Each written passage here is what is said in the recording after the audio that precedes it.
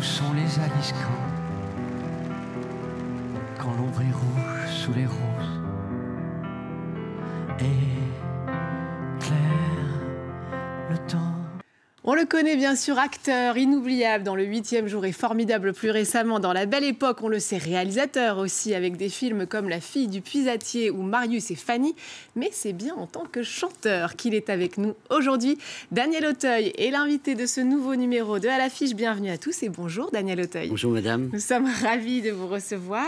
Alors après plus de 50 ans de carrière, on va dire ça, devant, derrière la caméra. Est-ce qu'aujourd'hui, vous vous sentez pleinement chanteur? Alors, chanteur, non, je dirais interprète et auteur-compositeur. C'est par la musique et par, au fond, une continuité de mon travail d'acteur. C'est par les mots, la poésie que le désir est né de mettre en musique ces poèmes que j'ai découverts de Paul Jean Toulet.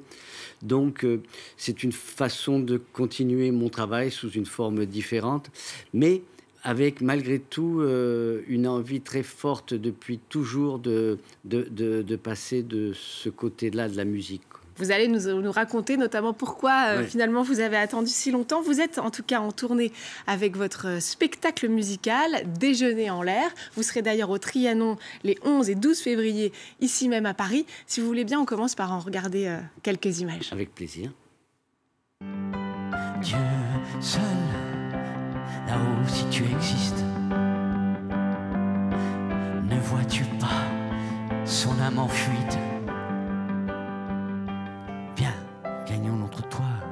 Tant est de fuir l'amour, Géronte, et son arc irrité. L'amour au déclin de l'été, ni la mer ne s'affrontent. Si vous voulez que j'aime encore, rendez-moi l'âge des amours au crépuscule de mes jours. Voilà, Déjeuner en l'air, le spectacle musical de Daniel Auteuil. C'est un peu un spectacle hybride entre chanson et poésie. On l'a entendu. Quelles étaient vos envies avec cette création? Au départ, c'est l'envie finalement de faire découvrir un poète qui n'est pas assez connu, qui s'appelle Paul Jean Toulet, qui a une écriture très moderne j'ai l'impression que ces textes ont été écrits pour moi, tellement ils me ressemblent. Je découvre par hasard ces textes en faisant tomber un jour un livre. Ce livre s'ouvre sur la page de garde et là, je découvre l'écriture de ma mère qui dit pour Dany, moi, mon fils chéri, ces merveilleux poèmes à lire de Paul Jean Toulet, à lire quand tu seras grand. Et en lisant ces poèmes, j'ai ressenti le besoin, sur ces émotions, de poser des accords de guitare. Voilà. Dans un premier temps, c'est pour moi, c'est dans ma chambre, c'est pendant que le monde est arrêté, que tout le monde, que nous sommes plus que confinés, nous sommes enfermés dans nos trucs. Et la poésie, la lecture et la musique m'aident à passer ces crises existentielles d'angoisse de ce monde qui s'arrête. Mais comme l'ego est plus fort que tout et que c'est mon métier, je suis passé de ma chambre à la scène. Voilà. Mais alors justement, parce que je le disais, on connaît votre carrière d'acteur, on le rappelle quand même, 2 Césars de meilleur acteur. Qu'est-ce que ça représente pour vous, vous qui êtes un acteur de cinéma, de monter sur scène? J'ai fait beaucoup de théâtre. Bien sûr, mais alors, avec vos chansons.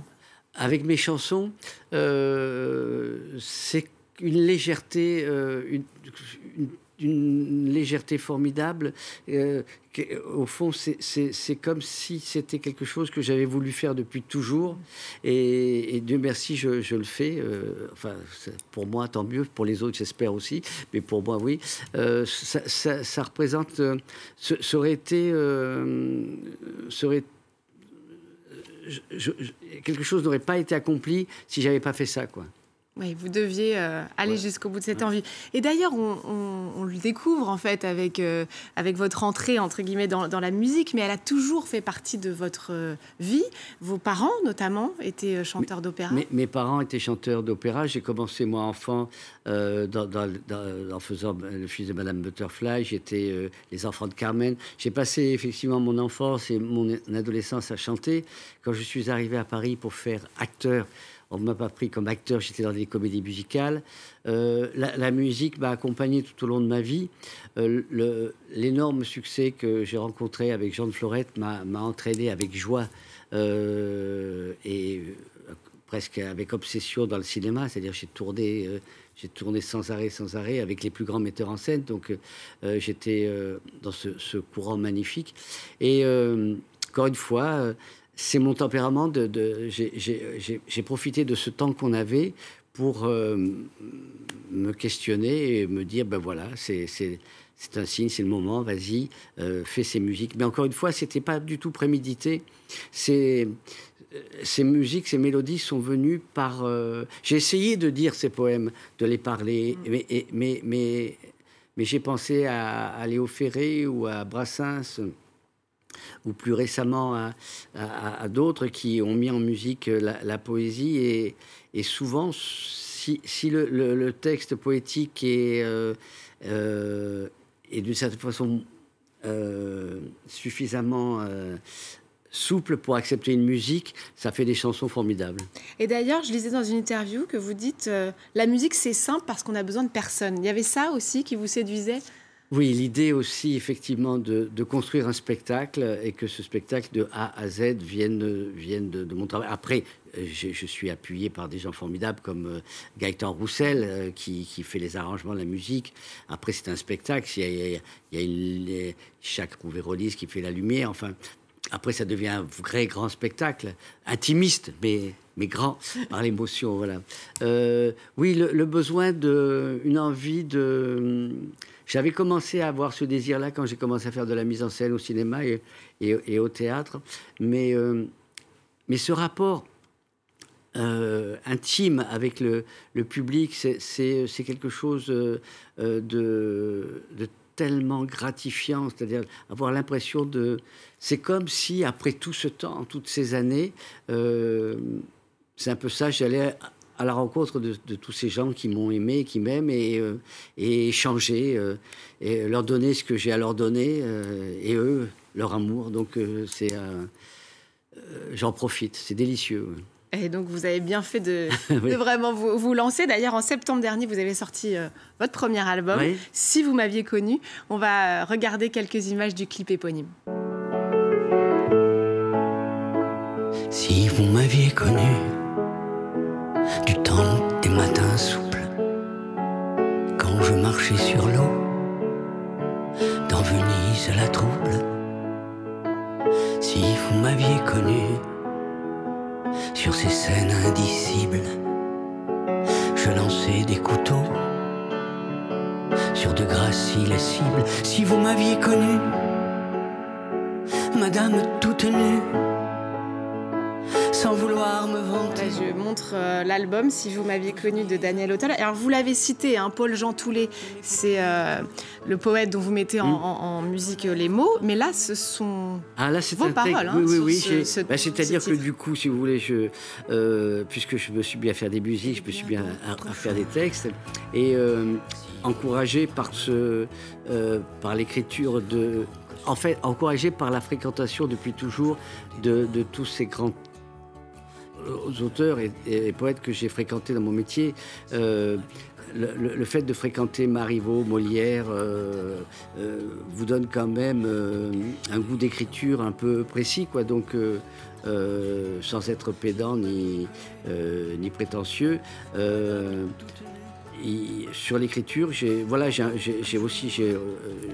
bien écrire. Donc oui, c'est mes textes et le prochain album, ça sera mes textes. Oui. Ah ben, on a hâte de découvrir ça. Vous êtes aussi mis à la guitare parce que Gaëtan Roussel signe les arrangements, vous l'avez expliqué, de plusieurs des titres de l'album. Mais vous avez été aussi, vous vous êtes mis à la guitare en autodidacte il n'y a pas si longtemps. Oui, enfin il y a 5-6 ans, mais quand j'étais jeune homme, vous savez, tout vient de très très loin.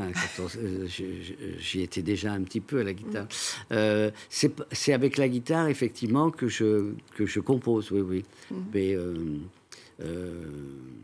des mélodies qui inspirées par les émotions. Oui. Et alors la carrière de cinéma, vous avez évidemment pas abandonné votre travail d'acteur. D'ailleurs, certes non. Cette semaine sort Adieu Monsieur Hoffman de Fred Cavaillé. Vous jouez aux côtés de Gilles Lelouch et Sarah Giraudot. De quoi s'agit-il? Vous nous en dites un mot? Oui, bien sûr. C'est une histoire qui se passe pendant la guerre en 1942. Les Juifs sont persécutés.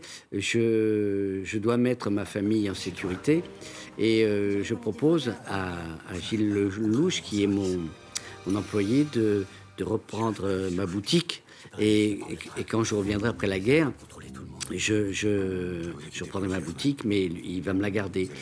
Je mets ma famille à l'abri, je reviens et j'essaye de partir, mais malheureusement, moi, je suis bloqué, je ne peux pas partir et je vais passer toute la guerre en captivité, mais prisonnier dans ma cave. Parce que là, les rapports vont s'inverser et on va assister à une espèce de huis clos et de thriller très fort qui se passe pendant cette période. On voit quelques images, c'est à retrouver au cinéma cette semaine. Merci beaucoup. Madame, c'est moi qui vous remercie. Daniel Auteuil d'être venu nous parler évidemment du spectacle musical Déjeuner en l'air en ce moment en tournée. Je rappelle l'album Si vous m'aviez connu. Merci encore d'être venu nous en parler et merci à vous de nous avoir suivis. N'oubliez pas de nous retrouver sur france24.com ainsi que sur tous nos réseaux sociaux. On va se quitter avec quelques notes d'une des chansons de votre complice Gaëtan Roussel. Vous apparaissez d'ailleurs dans le clip. Ça s'appelle Je me jette à ton cou. Je vous laisse découvrir et vous dis à très vite. Quand la lune redescend, quand arrive le soir, quand tout est noir, quand on vit l'ordinaire, quand on est seul sur la terre, quand on regarde le ciel, quand tout est éternel, quand le jour sera fini, quand tout sera fini, quand on jette le tout, quand la terre se désassemble, je me jette à ton cou. C'est mon île d'être ensemble.